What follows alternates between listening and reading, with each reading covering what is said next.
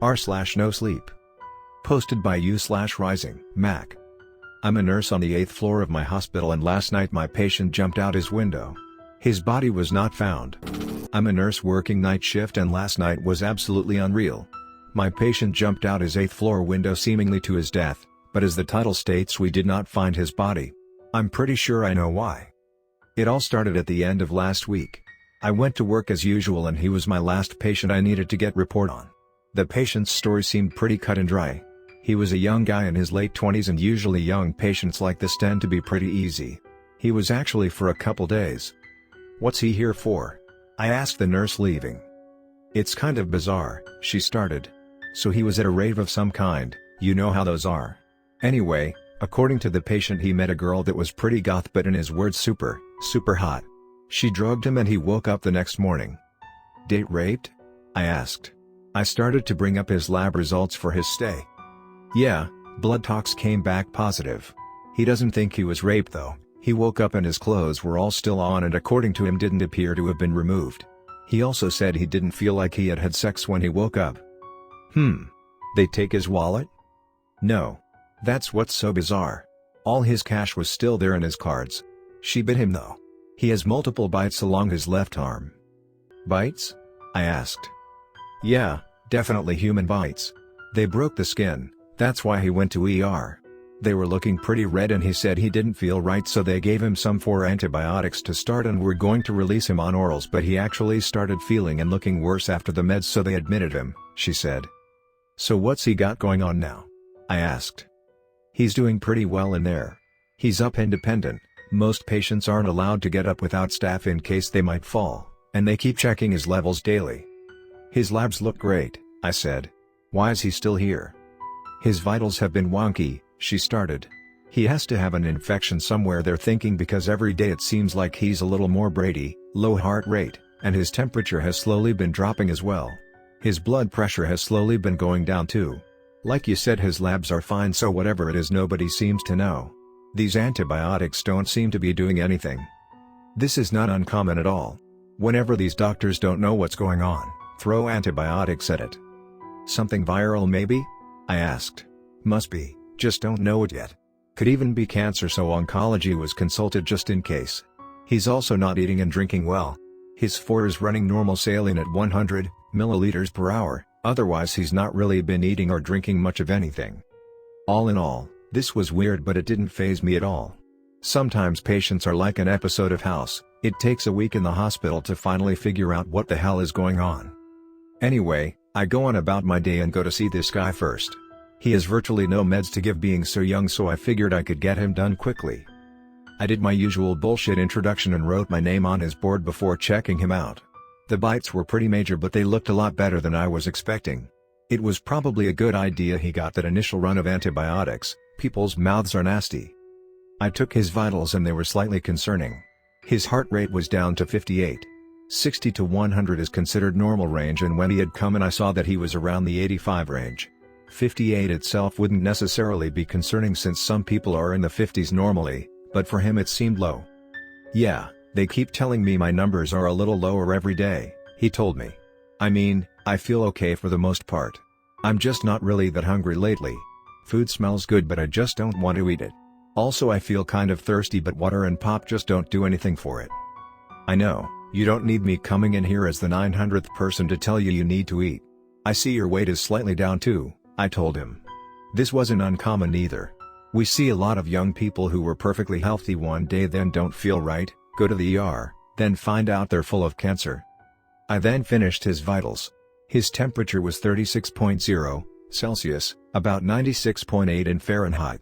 37.0 is equal to 98.6, where he was at when he came in. Most people are actually in the mid-36 range, few people are truly 98.6. The point is, 36.0 is the lowest point where we don't need to worry. Once patients start dipping down into the 35s we start worrying.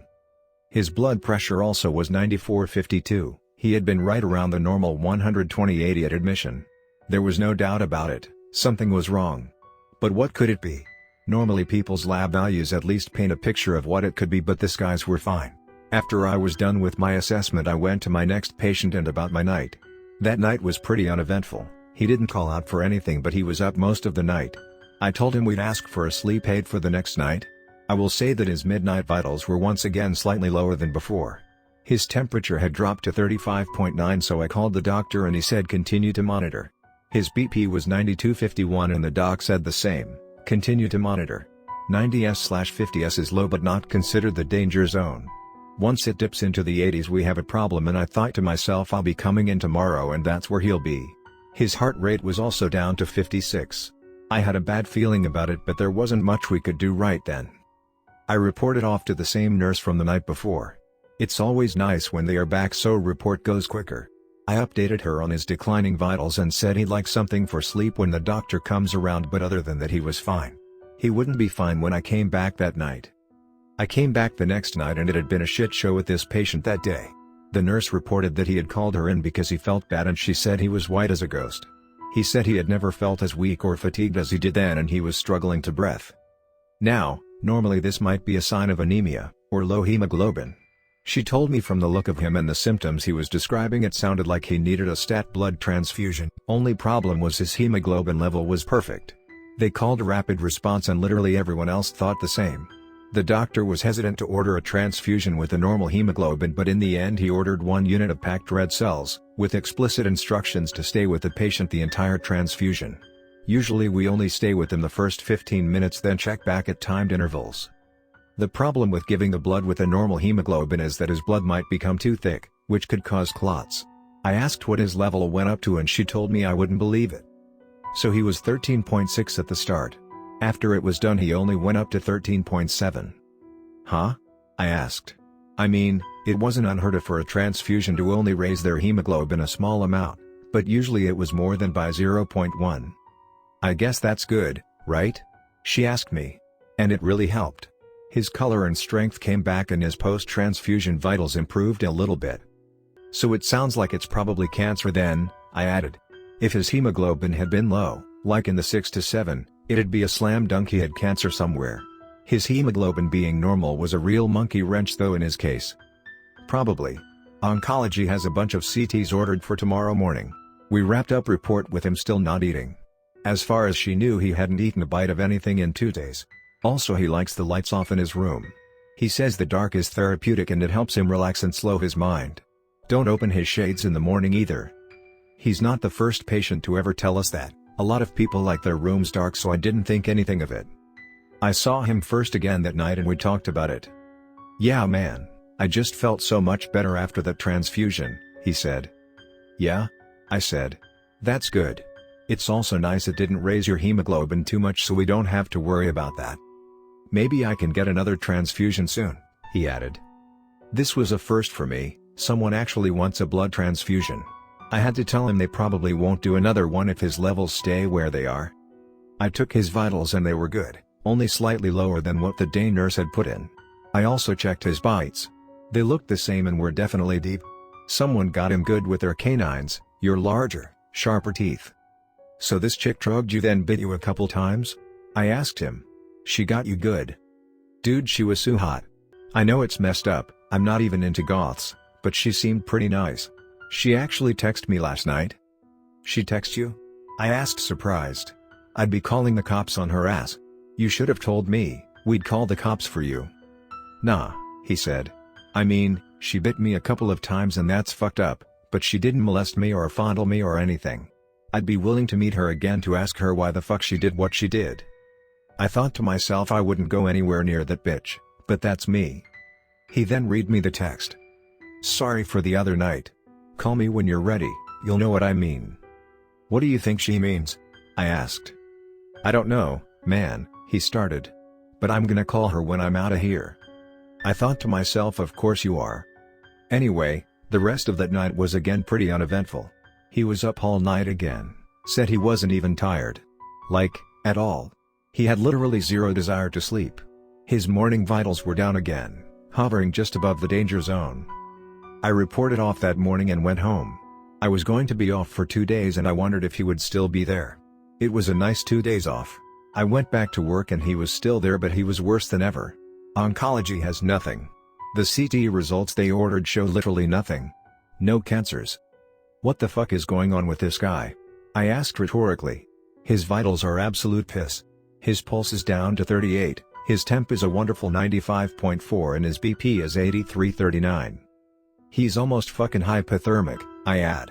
Nothing is doing shit, she said.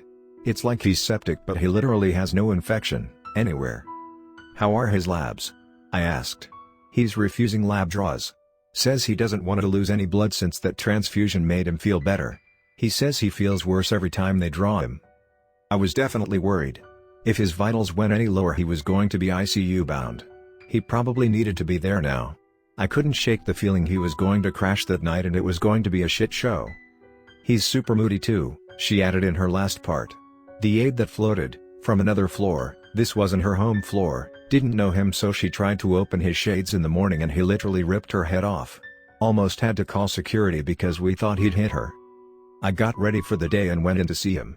His vitals were about as ass as she said they were. Pulse 35, temp 95.1, BP 80/35. He's literally fucking dying before our eyes. The bites on his arm also looked much better. Probably better than they should after only 2 days considering how deep they were. He was pretty short-tempered. Didn't want to bullshit or anything. I was in and out in just a few minutes. He looked like hell for sure. I didn't blame him for being cross. Not knowing what is happening to you and nobody having any answers is probably about the worst thing I can think of. A couple hours later the night hospitalist, the hospital doctor, came up to the floor to see how he was doing. I was sitting at the nurse's station charting at the time. We bullshit for a few minutes and he took a seat and started looking over his chart. He got to talking about him with a couple other nurses and the charge nurse about what the hell was going on. I had my own little theory. So a little about me. I'm a goofball. I was the class clown, I think in a way that whatever the situation, what can I say that will make people laugh? As the doctor and charge nurse were talking, the doctor sighed. I don't know, he said.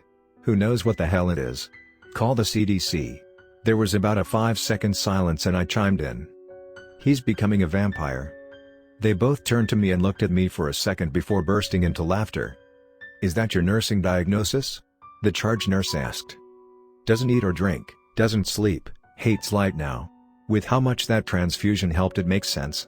After saying this I realized Jesus, it really does sound like he's turning. The shit hit the fan about midnight. I was getting vitals on another patient when I heard raised voices and screaming out in the hallway. I went out and it was coming from his room. The charge nurse walked out of his room visibly distressed. Call security please, she hollered to the desk. What's going on? I asked. He's out of control in there. Almost hit another nurse. Hit the button. I want them up here. It's an emergency button. It's a silent alarm to notify security to get their ass up there. Let me talk to him, I told her. Don't hit the button just yet. Okay, so I was security at this hospital for almost 10 years prior to becoming a nurse. I went to nursing school at the urging of many of the people I had met working there and the health system actually paid for it since I was an employee. Point is, I thought I had good rapport with him and I knew what to do in these kinds of situations. I went into the room and he was definitely hysterical. He felt like shit and he was tired of it and nobody knew what the fuck was going on and everybody was jerking him around and he wanted another transfusion right the fuck now. He wasn't wrong on being jerked around. Nobody at the hospital knowing what to do with him was bullshit and it made us all look like we didn't know what we were doing. I explained his hemoglobin was now 14, which is damn near perfect. The doctor wasn't going to order another transfusion with a value like that. Fuck the value. IT worked last time. He looked ready to fight and as security I never backed down. I still didn't want to fight this guy even with my training. His gown was off and all he was wearing was boxers. I don't know if it was because he'd had a gown on the whole time or I just didn't notice before, but he was looking pretty cut. If he decided to fight it was not going to end well for anybody. I will call the doctor, I told him calmly. I can't promise anything. Hurry. I called the doctor and told him what was going on. He gave me shit about the vampire thing and I told him he's pissed. Security is up here and he is going to fight if he doesn't get what he wants. The doctor asked about his symptoms and I told him he does look pale but he's definitely not weak or fatigued. He fucked around trying to say he couldn't order it with his hemoglobin as is and I told him he's just going to keep asking for it. He's obsessed with the fact it will make him feel better. The doctor finally agreed to order it but was adamant about monitoring. Telemetry, portable heart monitor, vitals every 5 minutes. Nurse in the room at all times. It took about 15 minutes to get the blood prepared and the patient was like a rabid animal. It was like the blood was crack or some other drug and he needed it.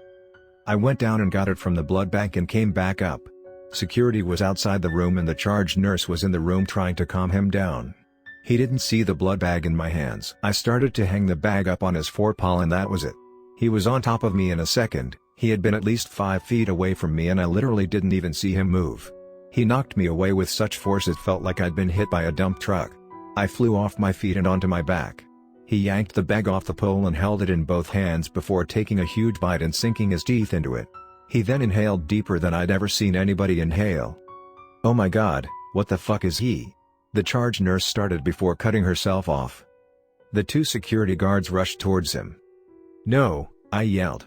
Don't touch him. I was back on my feet. He took another deep inhalation and stood up completely straight when he was done. He held the completely empty bag in his right hand and just stood there with his eyes closed and this strange smirk on his face, like he had just been empowered. It made me think of Thanos in Infinity War, when he puts the final stone in the gauntlet and gets this intense surge of power through his whole body. His upper lip and chin were soaked in blood and it had run down to his chest as well. He opened his eyes and looked at me for a second, gave an eerie smile, then ran towards the window and dove out, destroying the glass completely. Holy shit! A security guard bellowed. Oh my fucking god! The charge nurse screamed. Now the window was closed, of course, it doesn't even open, and yes, the glass is reinforced. He should not have been able to plow through it like that as if it were paper. One security guard was screaming into his radio and trying to look out the window while the other one and I ran for the stairs. Fuck the elevator, I yelled. We both practically jumped down the stairs. It only took about 30 seconds to get down 8 flights. We went out the side entrance where his window was. It's the side of the building with grass and some trees here and there. There's a big field directly east of it, so it's not traveled very much except for employees out smoking. There was a security vehicle speeding across the grass to our location with their lights on. We looked all over the area below his window and couldn't find his body. Where the fuck is it? I'm guessing that was the security supervisor since he had a white shirt on. A bunch of other nurses came rushing out with AEDs and stretchers. They must have called a code blue.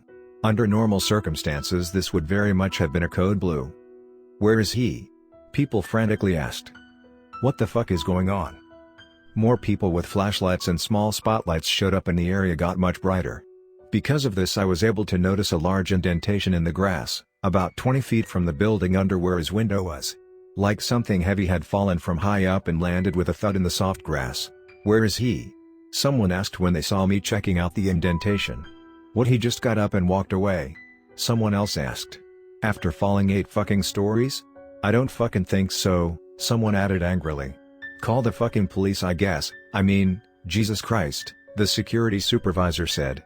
Security searched a large portion of the area, including the field nearby along with the police, and no signs of the patient were found. No footprints, no blood from injuries sustained from the fall, nothing. Even if he did manage to survive the fall somehow, since the ground was still soft and not frozen, there's no way he'd have been able to walk away from it. That is, unless he was a vampire.